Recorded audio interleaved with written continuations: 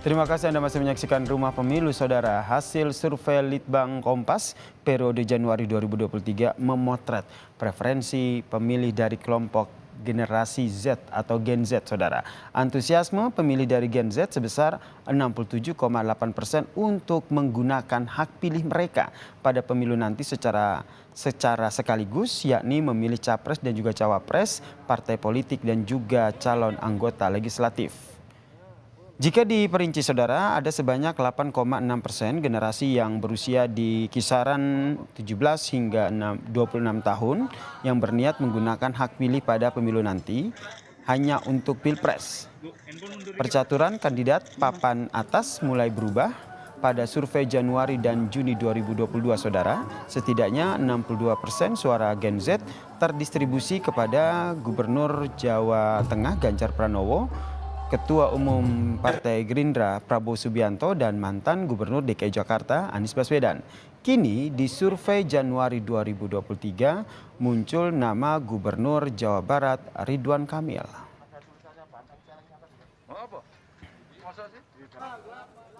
Kita lihat ini dia hasil survei Litbang Kompas pada Januari 2023, elektabilitas kandidat capres Gen Z untuk Prabowo Subianto, atau kita lihat dulu yang pertama ini Ganjar Pranowo sebesar 28,8% suara, disusul Prabowo Subianto dengan 20,6%. Lalu ada Ridwan Kamil, perolehan suaranya 9,10%, dan terakhir ada Anies Baswedan 8,8%. Tidak hanya preferensi pemilih dari kelompok Gen Z, Saudara. Survei Litbang Kompas juga memotret preferensi pemilih generasi Y, generasi X, serta generasi baby boomers. Apa itu? Lalu bagaimana pengaruhnya terhadap capres pilihannya untuk pemilu 2024? Lalu seperti apa gambarannya? Kita ulas bersama dengan Litbang Kompas, peneliti Litbang Kompas, Saudara, yang telah bergabung di Rumah Pemilu, Mas Yohan Wahyu. Selamat sore, Mas Yohan. Mas Yohan. Selamat sore, Yasir. Apa Mas kabar? Yohan, kalau kita lihat ini Ya, survei Litbang Kompas, ada kandidat capres yang disoroti begitu. Ada Ganjar Pranowo, kemudian Prabowo Subianto, kemudian ada Anies Baswedan dan juga Ridwan Kamil begitu. Seperti apa nih harian Kompas melihat ya, kandidat capres pilihan dari hasil survei Litbang Kompas ini? ya, secara umum memang ada tiga gejala ya yang bisa Mm-mm. kita tangkap dari survei ini. Yang pertama, antusiasme pemilih dari generasi Z ini relatif terjaga ya, dengan angka 67,8%.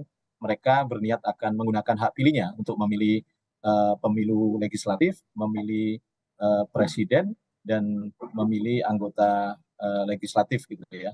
Jadi 67,8 ini relatif cukup baik ya, meskipun kalau kita lihat jika dibandingkan dengan generasi di atasnya, Mm-mm. itu memang angkanya lebih rendah gitu ya. Mereka generasi yang di atasnya itu relatif di atas rata-rata di atas 70%. Tapi kalau kita lihat konteks gejala yang kedua, pemilihan presiden itu menjadi kontestasi yang paling menarik generasi Z. Karena kalau kita bandingkan antar generasi, generasi Z ini antusiasmenya lebih tinggi dalam konteks pemilihan presiden gitu ya dibandingkan generasi yang lain. Kenapa begitu Nah, antusiasme mereka begitu sementara tinggi, Mas Yohan?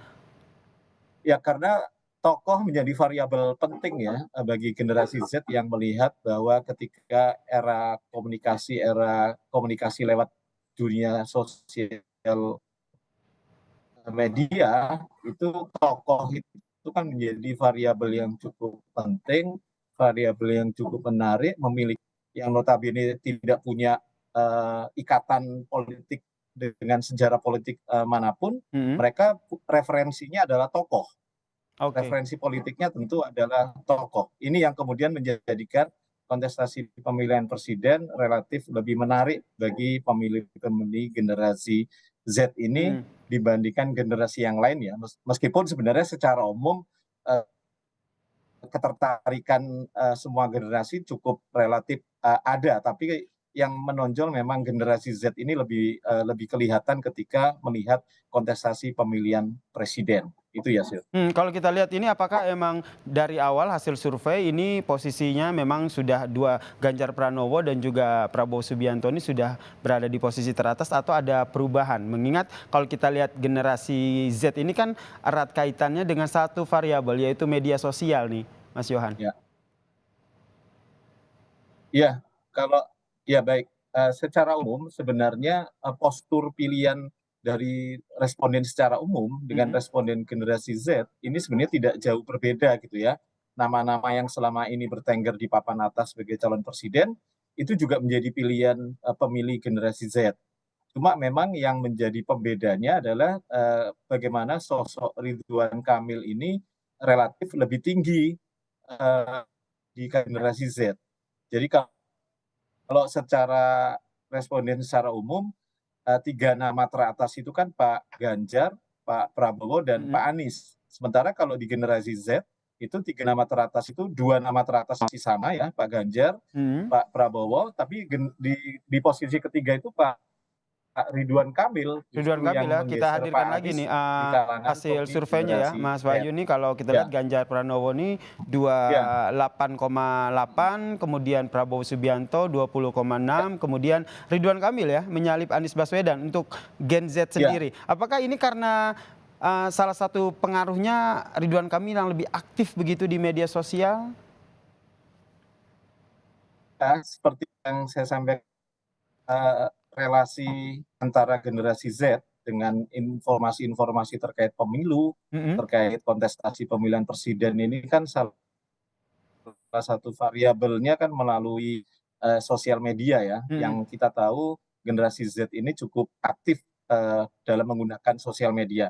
Sementara kita tahu juga Pak Ridwan Kamil itu juga aktif juga menggunakan sosial media dalam berkomunikasi dengan audiennya. Jadi memang ada relasi yang cukup kuat antara generasi Z dengan sosok Ridwan Kamil yang selama ini memang cukup aktif ya melakukan komunikasi dengan Mhm. menggunakan sosial media, baik sebagai selama ini sebagai Gubernur Jawa Barat, eee sampai dia aktivitas-aktivitas politiknya yang terakhir bagaimana dia Mhm. bergabung dengan Golkar, itu menggunakan sosial media ya, dia melakukan itu, melakukan sosialisasi itu. Nah ini kemudian dekat dengan karakter generasi Z yang relatif mereka cukup familiar dengan Cukup familiar dengan media sosial sosial ya. media itu. Selain itu Mas Wahyu Ya, kalau kita lihat berbicara soal karakter generasi Z ini kan mereka suka kepo begitu kan, lebih cepat iya. begitu mencari ataupun mengakses informasi di media sosial. Apakah ini juga akan berpengaruh begitu kepada tingkat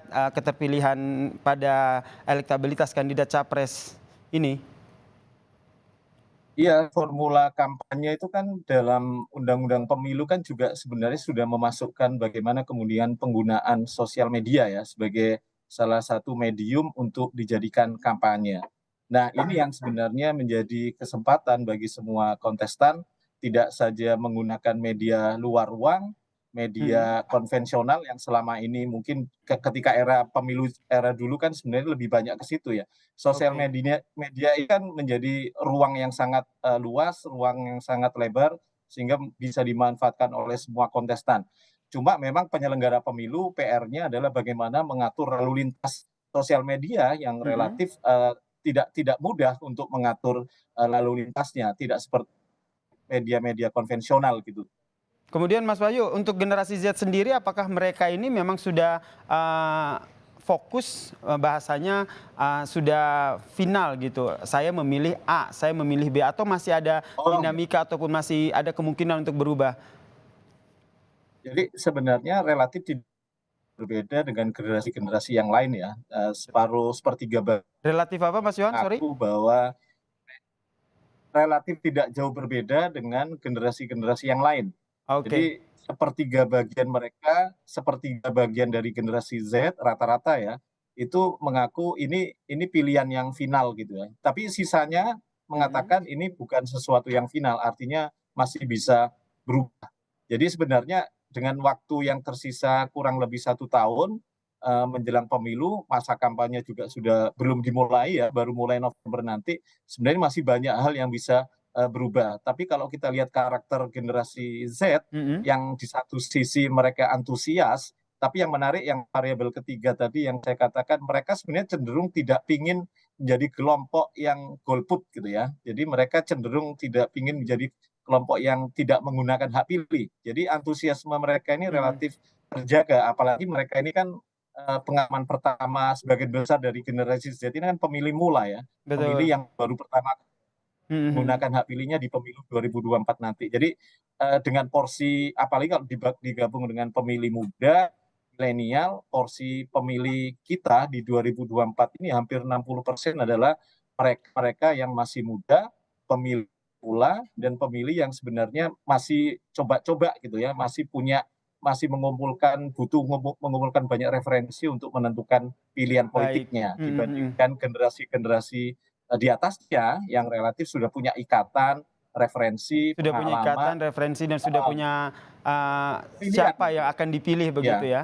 Oke, heeh. baik. Kita nantikan nih seperti apa hasil survei Litbang Kompas berikutnya. Yang jelas ini adalah sebuah kabar baik begitu ya terkait dengan bagaimana antusiasme dari generasi Z sebagai pemilih awal, mereka mau menggunakan hak pilih mereka dan tidak golput begitu. Terima kasih Mas Yohan, Terima peneliti kasih, Litbang Kompas telah Mas. bergabung bersama kami di Rumah Pemilu.